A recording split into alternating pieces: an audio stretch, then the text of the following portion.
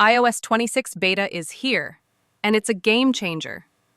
From a stunning new liquid glass design to built-in AI features and smarter battery controls, Apple is reshaping the iPhone experience.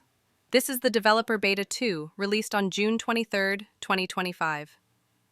Public beta is expected any day now, with the official launch around mid-September, just in time for the next iPhone. Let's talk visuals. The all-new liquid glass interface brings a translucent fluid design with depth effects, reflections, and refractive transitions, giving your iPhone a completely modern feel. On the lock screen, Apple introduces 3D spatial scenes, animated album art, and adaptive time positioning, all responsive to your wallpaper and lighting. The phone app now unifies favorites, recents, and voicemail into a single clean layout. And with AI call screening and hold assist, your iPhone can now filter spam and even wait on hold for you. Battery life is getting smarter too.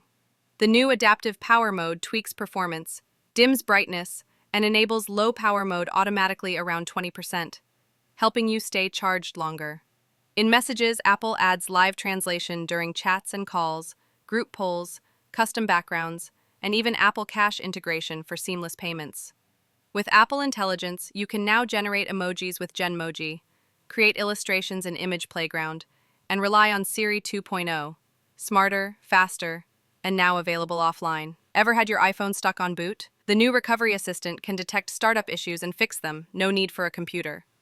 Being a beta, it's not perfect. Expect occasional app crashes, battery drain, and connection hiccups. So don't install it on your main iPhone, at least not yet. iOS 26 is bold, beautiful, and packed with AI. But should you install it? Let me know in the comments, and if you enjoyed this preview, don't forget to like, subscribe, and hit the bell for more Apple updates.